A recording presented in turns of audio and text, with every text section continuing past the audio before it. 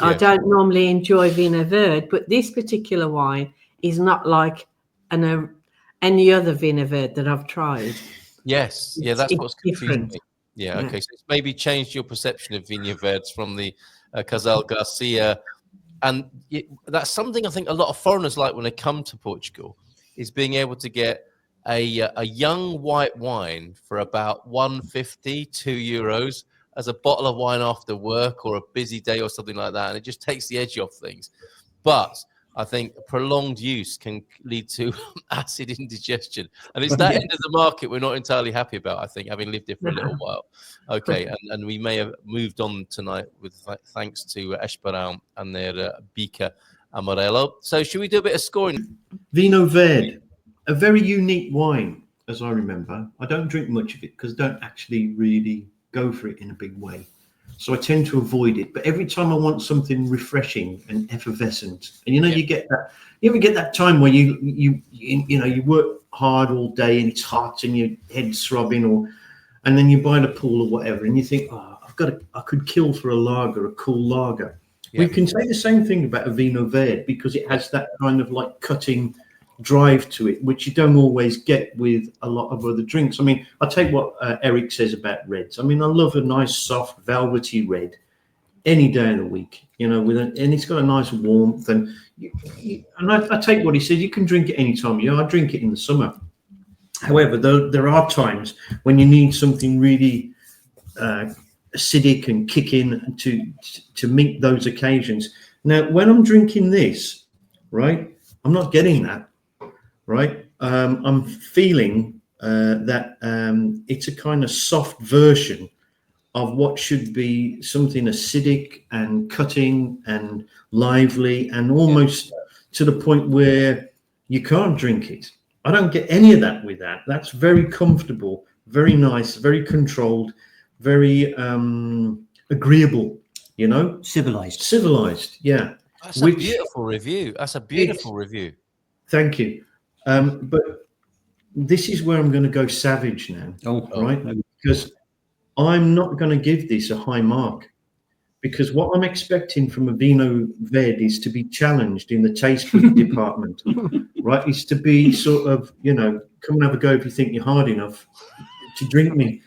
And this is very quaffable, right? And I take your point. You could drink this all day, but really Vinho Verde to me is something a bit more of a challenge and a bit more Portuguese, really. I don't really find any other wines to compare. So for me, it has a great classification, a great sort of demarcation of being Portuguese.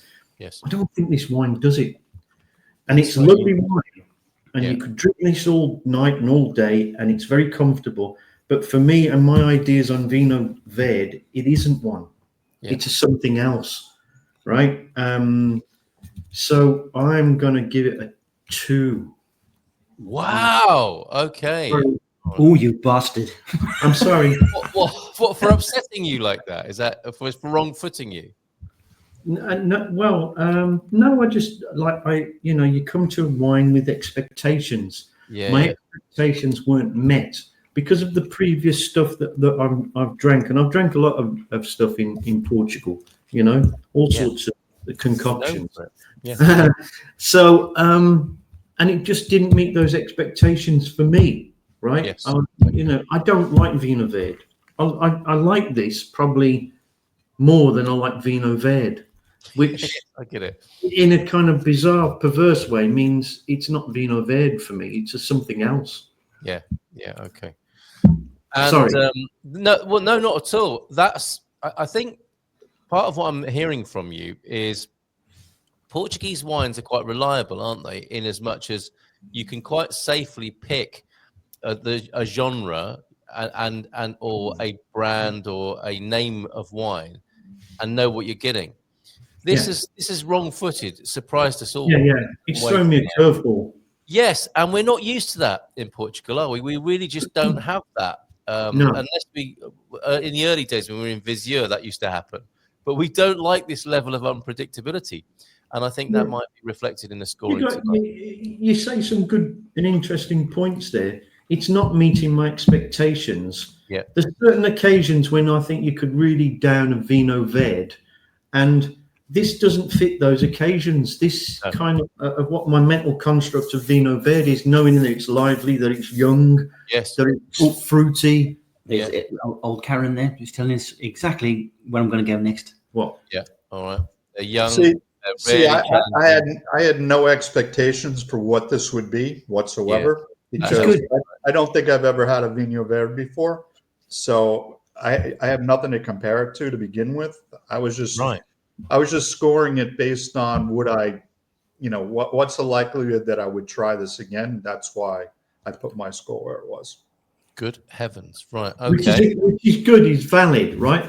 I'm just telling you the way I think. It just didn't meet my expectations of what a Vino Verde is to me. Yep. No, fair enough. And you're marking it on that basis. I'm marking it on that basis, not the quality of the wine. If you said, look, is that a good quality wine? I'd have to agree with you guys and say, yeah, every day. Can I have it out of 5 for that then? Shall we have some? Oh, I'd say 4.3.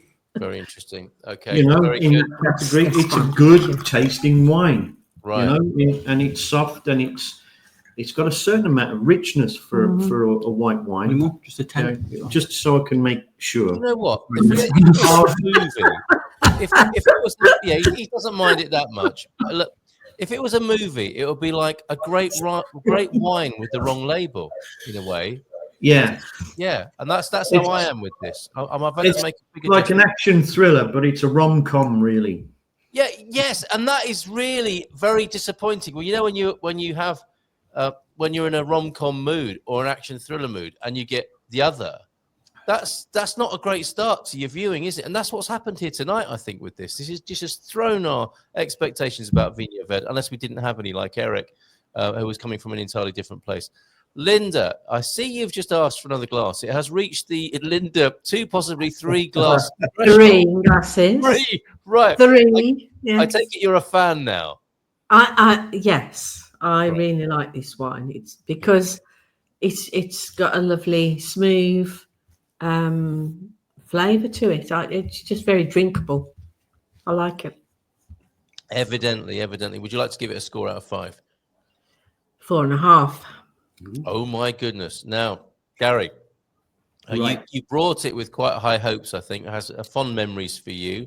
Is it as good as you remember tonight? Yes, every penny. But you've got to context this, right? I mean, there are so many different Vinho Verdes around made with Alvarinho or Loreno, and some single blends. Now, if you really want to go and try a high quality Vinho Verde, there's one called, I think it's Solero, which is a high quality Vinho Verde. It's probably about 14, around the 14 mark, which you would cringe at for buying a Vinho Verde, really, wouldn't you? But you will find that it will have a remarkable similarity to this, because it will have the bite. It will definitely have the bite, but you will have the smoothness and the quality to go with it. Yeah, which echoes in this, which is a lot less than that, really. Yeah. So for me, it's a very, very good wine. Probably not as sharp as Solero, but immensely enjoyable, and probably more to my tastes, to be honest, because I don't like to go that sharp. Yeah. So for me, I've got to go for 4.5 at least on that. And we're not reaching for the Rennies, are we? We're not. No, reaching I mean, we won't need the Rennies. My personal sort of thoughts on this: if you had this with something like octopus, or prawns, or lobster, or something like that, it would absolutely sing. Especially with a nice salad with some rocket in it, or something like that. It would really, really, really be a nice wine. Check you out. Now, I have a Morisco with spaghetti that I've prepared. It's going to go well with that, isn't it? With some coleslaw I've made, with some coriander chopped on the top. This is going to go really nicely with that after the show. Laura S is here. I'm late and can finally make the live chat. Evening all from Bordeaux. Our last night away from Blighty and currently in Bordeaux, which of course claims to be the home of French wine.